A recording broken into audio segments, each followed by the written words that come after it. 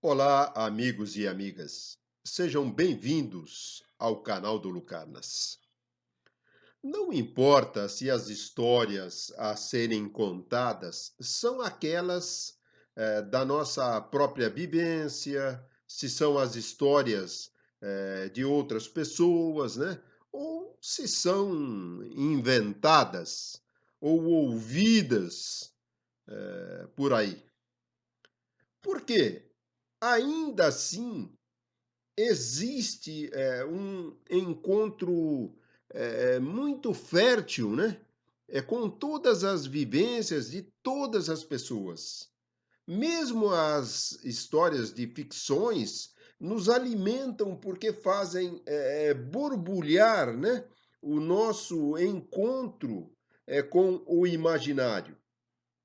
Elas são capazes, por exemplo, de entregar ao nosso sonho a possibilidade de construir seus objetos ao seu próprio modo, para que, quem sabe, né, depois reconhecê-los.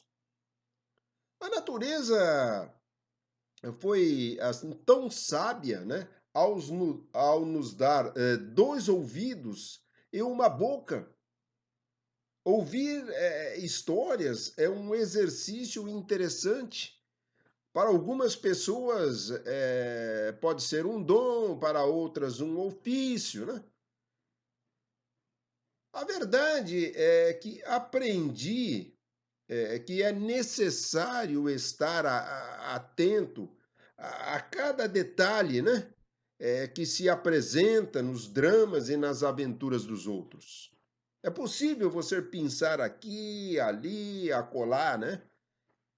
Nós, seres humanos, somos criaturas essencialmente sociais. Culturalmente, vivemos em grupos e inconscientemente sentimos necessidade de acolhimento, né? E pertencimento. Segundo estudiosos no campo da psicologia humana, né? Dentre eles os psicólogos, somos projetados, né? Criados para buscar relacionamentos significativos com outras pessoas, né? E um relacionamento conjugal é um dos tipos mais comuns de relacionamentos entre nós e também um dos mais complexos. Às vezes, os problemas conjugais são aparentes, né? Mas em outras oportunidades, em outras vezes, podem ser muito mais sutis, mascarados, né? E que nem o próprio casal se dá conta. Relacionamentos definitivamente não são iguais, né? E o casal pode reagir, né, de maneiras distintas, de acordo com cada situação. Por isso é muito importante ressaltarmos que cada caso é um caso e os contextos também são os mais diversos. De repente, dois estranhos habitam uma mesma casa e perdemos a oportunidade de manter a chama acesa, né, do relacionamento. Conta-se a história de um casal que estava completando bodas de diamantes,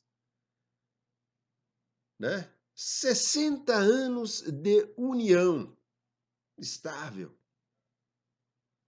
Então, uma televisão de um determinado local, né, resolveu fazer uma entrevista com o casal para saber o segredo da longevidade daquele casamento, daquela união, sem querer permitir que a resposta de um influenciasse o outro.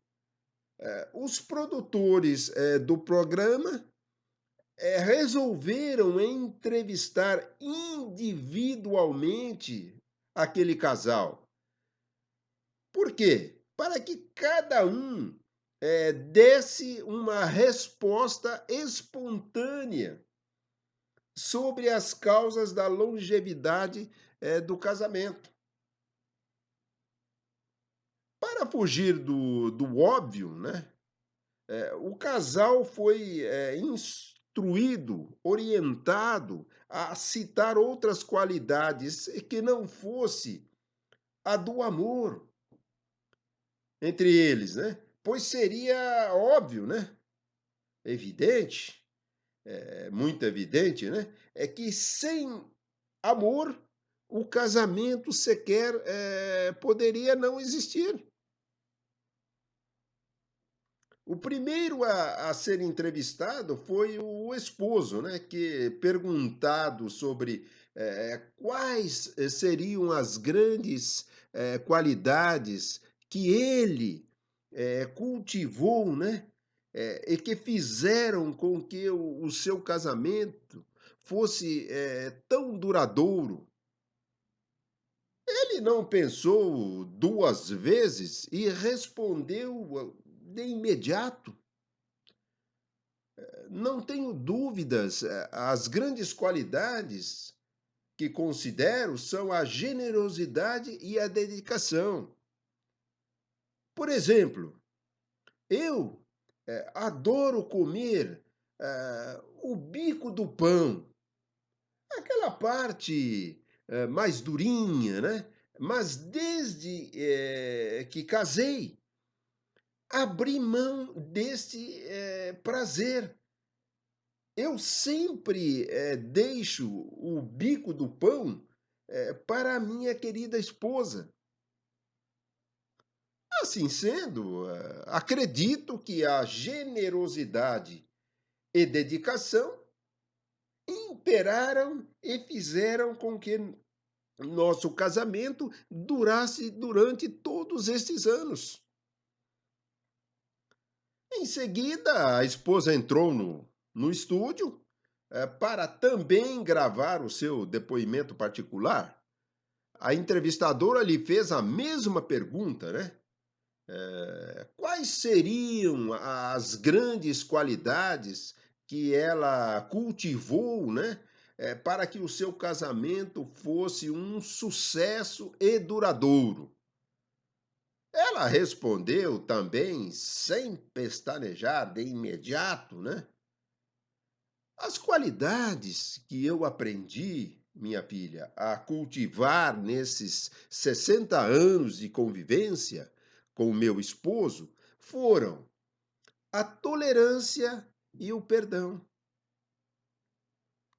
Por exemplo, eu odeio o bico do pão, mas o meu marido, o meu companheiro, egoisticamente, penso eu, né?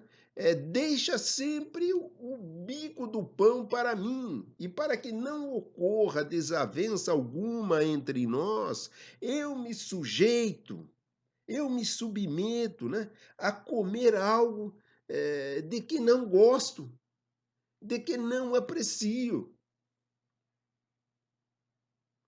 A história, evidentemente, é fictícia. Mas esta nossa parábola aqui apresentada permite extrairmos lições valiosas, riquíssimas para a vida a dois, né? Sejam entre casais, namorados, noivos, né? Amigos ou famílias ou profissionalmente. A primeira lição que enxergamos é que relacionamentos duradouros não são sinônimo de relacionamentos felizes. Muitas vezes, pequenas mágoas vão se acumulando ao longo do tempo, né? De tal forma que não justificam por si só uma briga, né? Uma discussão, ou até mesmo uma separação. Mas, com o passar do tempo, né, ficam, acumuladas e, consequentemente, este acúmulo, permite surgir um abismo na união. Abismo este fundamentado, apenas em conveniências. A segunda lição depreendida é que pequenas frustrações podem ser como um grão de areia, né? Que sozinho pode talvez não incomodar, mas acumulando-se a outros grãos, né? Tem o potencial, a capacidade de formar uma imensa montanha é, de ressentimentos. Muitos relacionamentos estão passando, vivenciando pela mesma situação, onde um pensa, estar fazendo o certo, né?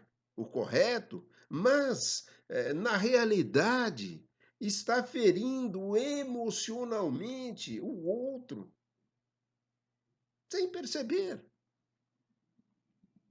A terceira lição é que aceitar as coisas sem expor, né? Sem colocar aquilo que nos decepciona, parece ser um péssimo caminho para a resolução de conflitos, pois alimenta, né, retroalimenta ressentimentos e acumula mágoas.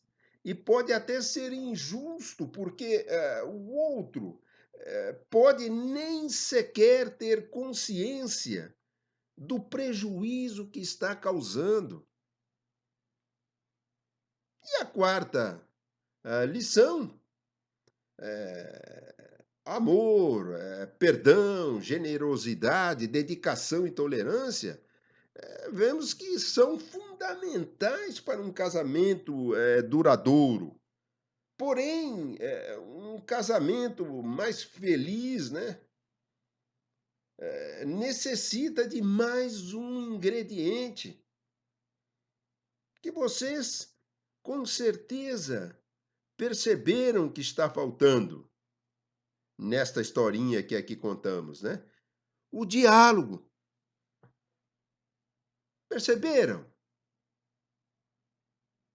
Se você, por exemplo, já foi a um psicólogo ou nem tenha ido, mas sabe como ele trabalha, perceberá que a sua consulta se baseia no diálogo, certo? Como paciente, eh, contamos o que está acontecendo ou sentindo, qual o motivo nos levou até aquela consulta, e o profissional de psicologia conversa sobre o assunto, estimula-nos a pensar mais e a descobrir, a encontrar qual é a verdadeira raiz, né, do problema que está nos afligindo. Então, em qualquer ambiente, seja profissional, familiar ou de convívio, o saber de dialogar é fundamental, essencial, principalmente para preservar, né, os relacionamentos e a nossa saúde mental. Conseguir ouvir, né, a opinião ou o ponto de vista, do outro, levar em consideração, ponderar sobre o assunto, né, e expor a sua versão, com respeito e clareza, são qualidades que, com o passar dos dias, vêm se tornando, raras. Pode parecer simples, já que estamos, assim, constantemente, conversando com outras pessoas, porém, temos muita dificuldade em dialogar de forma eficaz. Ser uma pessoa que consegue estar, aberta ao diálogo, né, pode fazer, toda a diferença em qualquer ambiente. Observamos que, apesar do diálogo ser o meio de comunicação, mais simples, né, e direto entre as pessoas, é também um dos mais difíceis. Isso porque a linguagem, ela abre espaço, né, para conflitos de interesses e problemas até de comunicação, de expressão. Um bom, diálogo, né, um bate-papo, é capaz de resolver conflitos, evitar desentendimentos e expressar seus sentimentos, ajudando a resolver conflitos, entre pessoas. Quizás nossos políticos, né, exercessem isso com aquela categoria, né? Então, algumas pessoas possuem mais dificuldades de se expressar, sendo algumas vezes necessário a ajuda de um psicólogo, como já mencionamos aqui, né? Para ajudar a desenvolver aquela habilidade, né? De se expressar. A falta de diálogo é o principal problema de casais hoje em dia. Atualmente, muitas pessoas parecem, né, não saber mais conversar. A gente vê aí diariamente aí, principalmente a nossa classe política, né? Então tudo é cobrado ou reclamado e a vontade de não querer ouvir o outro predomina, prevalece. Inclusive, um dos erros mais cometidos, né, é achar possível que o outro adivinhe, como se possuísse uma bola mágica de cristal, né, para saber o que queremos ou não, sem falarmos nada. Temos que desenvolver a capacidade de dizer tudo o que é necessário e importante, compreendendo o momento, né, e a forma correta de fazer isso. Apesar de vivermos em tempos ao qual faltam horas no dia, não podemos deixar de ter uma boa conversa com quem mais gostamos, com quem mais vivenciamos. O que acontece a seguir são assuntos que ficam acumulados, né, empilhados, mal resolvidos e pouco a pouco, né, vagarosamente, entramos em um ciclo vicioso negativo. Quanto menos conversamos, mais distantes, longe, vamos ficando, né? E a situação só tende a piorar, a deteriorar-se, se continuarmos na inércia do silêncio. Temos sempre que nos lembrar que a partir do momento que começamos um relacionamento, estamos nos envolvendo com uma pessoa diferente de nós. E apesar de existir muita afinidade, é natural que haja ideias, valores e opiniões diferentes, divergentes das nossas. Esse é um dos principais pontos que tornam, transformam, né, o diálogo tão importante e interessante. São realmente as pequenas coisas que nos roubam. Há pessoas que dizem não conseguir ler um livro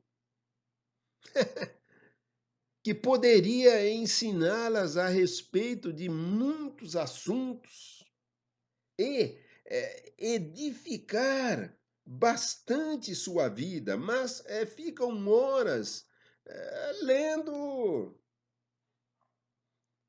mensagens de Instagram, Facebook e WhatsApp. E não é só isso. Não são poucas as pessoas que não têm tempo, por exemplo, no campo da religião, né, de ir a uma igreja, mas ficam um longo tempo dentro de um shopping e sem problema algum, sem nenhum tipo de reclamação. Ou não conseguem assistir, ouvir, né, a uma mensagem que ajude sua trajetória, seu caminho, porém fazem maratonas de séries uma noite toda, seja no Netflix, no Amazon, no Globoplay, né? Então, sem diálogo, não há como conhecer o outro, não há como saber o que precisa melhorar, arrumar. Sem diálogo, o casal torna-se uma confraria, não de amigos, mas de estranhos, né? Que vivem juntos, mas que, por mais que se esforcem, jamais poderão fazer deste relacionamento uma união feliz.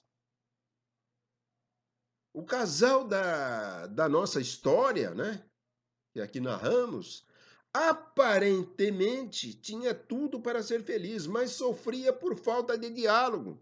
Vocês com certeza perceberam, né, essa falta de diálogo na situação narrada por cada um individualmente.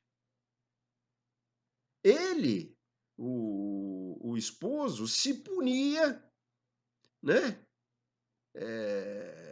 Privando-se daquilo que lhe trazia prazer, porque não teve o cuidado de perguntar à sua esposa do que ela gostava. E ela, por sua vez, se submetia a algo que detestava, que não gostava, porque não falava para seu esposo sobre o que a incomodava. Ele, o esposo, se julgava generoso e dedicado. Ela o achava simplesmente um egoísta. Não, né? Os pensamentos de cada um, sem terem sido expressados para se consertar esse pequeno problema, ou grande problema. Então, nos dias de hoje, quando o casal trabalha fora, chega cansado, assiste TV ou acessa redes sociais e vai dormir, ter saudações. Pouco tempo sobra, né, para o diálogo, e quando acontece, fala-se dos filhos, se tiverem, né, das finanças, do vizinho, da família, do trabalho, mas pouco se conversa sobre o relacionamento, né, a dois, sobre as necessidades de cada um e renovar, né, o compromisso, do casal. Deste modo, muitas vezes o relacionamento vai sendo, assim, minado, né? Vai sendo dilapidado, esgarçado, né? Acho que seria o termo mais correto, aos poucos, e a separação pode ocorrer de forma até surpreendente. Eu Qualquer um de vocês já devem ter ouvido aí alguma, narrativa, por exemplo, né: "Poxa, você viu, fulana e ciclana, pô, após 10, 20, 30 ou mais anos, se separaram. Nossa, que coisa chata, que terrível. O que será que aconteceu? Eles pareciam tão felizes." Esta reflexão é um convite para o diálogo.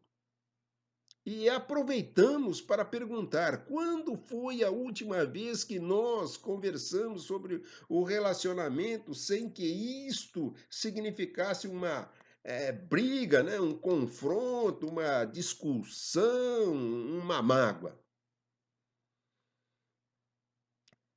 Devemos abrir espaço para o diálogo. Este é o primeiro passo para um relacionamento restaurado, e feliz. Até o nosso próximo vídeo.